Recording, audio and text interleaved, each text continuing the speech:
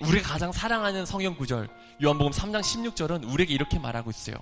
하나님이 세상을 이처럼 사랑하사. 하나님께서는요, 나를 사랑하시기 이전에 세상을 사랑하세요. 그리고 그 세상 속에 누가 있는 거예요? 내가 있는 거예요. 이 말은요, 궁극적인 사랑의 그 목적이 세상이라는 거예요. 그렇다면 내가 하나님의 사랑을 먼저 알고 사랑을 먼저 채웠다면 그 사랑이 어디로 흘러가야 되는 거예요? 세상으로 흘러가야 된다는 거예요. 우리는 오늘 말씀을 통해서 예수님은 세상을 어떻게 사랑하셨을까, 세상에서 어떻게 살아가셨을까를 통해서 총 3가지를 조금 생각해 보려고 합니다. 예수님을 따라온 그 수많은 무리를 예수님께서 보셨대요. 그리고 하시는 말씀이 뭐예요? 목자 없는 양처럼 보였다라고 이야기해요.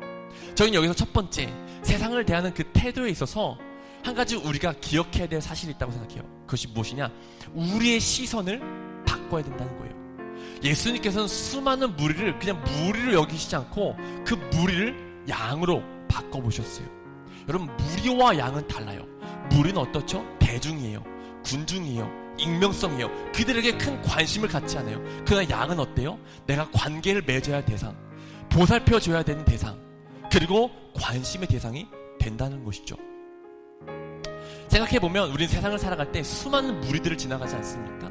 길거리를 지나갈 때, 교회로 올 때에도 수많은 무리를 지나쳐서 왔을 거예요. 그쵸? 카페에 가도 수많은 무리가 있고, 또 직장에 가도 수많은 무리가 있고, 수많은 무리 속에서 우리는 살아가요. 심지어는 교회 안에도 무리가 있어요. 여러분 그거 알아요? 같은 찬양을 부르고 있고 같은 설교를 들고 있지만 무리로 봐요. 저 사람에 대해서 큰 관심이 없어요. 저 사람이 어떠한 고민을 가지고 있는지, 어떠한 상처와 어떤 아픔을 가지고 있는지 관심이 없어요. 그냥 무리로 여긴다는 것이죠. 근데 주님은 무리가 아니라 양으로 보셨다는 거예요. 관심의 대상으로 보셨다는 것이죠.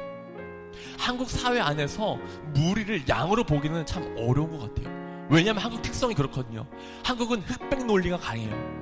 특별히 정치적으로도 그렇죠. 보수냐 진보냐, 그쵸? 이념에 따라서 그룹을 나눠요. 그런가 하면 교회도 마찬가지예요. 너 침례교야? 너 장로교야? 너 감리교야? 교단을 따라서 그 사람을 구분하기 시작해요. 우리는 끊임없이 그 사람이 어디에 소속돼 있는지, 그 사람을 둘러싸고 있는 포장지가 무엇인지를 놓고서 그 사람을 바라봐요. 이런 시대 가운데 우리는 그 포장지가 아니라 한 사람을 볼 수 있는 눈을 가져야 된다는 거예요. 이웃을 향해 나아갈 때 가져야 할 몇 가지 전제가 있다. 그들을 바라보는 시선과 대하는 태도다. 누군들 사람 귀한 줄 모르겠냐면 이제까지 우리는 매우 기계적으로 사람들을 대했다. 우리에게 세상 사람들은 전도의 대상 그 이상도 이하도 아니었다. 전도가 될 때에는 잘해주다가 전도가 끝나면 사랑도 끝이다. 여러분 어떤가요? 우리 교회는 한 사람 한 사람 볼 때 한 영혼으로 봅니까? 한 사람으로 봅니까? 그죠? 이 예배당 빈자리를 채워야 할, 물론 빈자리 채워지는 거 너무 감사하죠. 내가 경험해보니까 알 것 같아. 이 자리 채워지는 게 너무 감사하죠. 근데 채워야 할 숫자로 보지 않고 양으로 볼 수 있냐는 거예요. 여러분, 교회 안에서 가장 큰 비극이 이건 것 같아요. 목회자에 있어서 가장 큰 비극은요, 성도를 무리로 보기 시작하는 순간, 숫자로 보기 시작하는 순간 그게 비극이 일어나는 것 같아요. 성도와 성도 사이에도 마찬가지죠. 관심이 끊어지고 사랑이 식어지죠. 그래서 우리는 교회 안에서 목회자가 성도를 바라볼 때, 그리고 성도가 성도를 바라볼 때 무리가 아니라 양으로 바라볼 수 있는 그 시선을 가져야 돼요. 그리고 더 나아가서 누군가 우리 교회 안에 왔을 때 그 사람을 봤을 때에도 양으로 볼 수 있는 그 눈을 가져야 된다는 것이죠.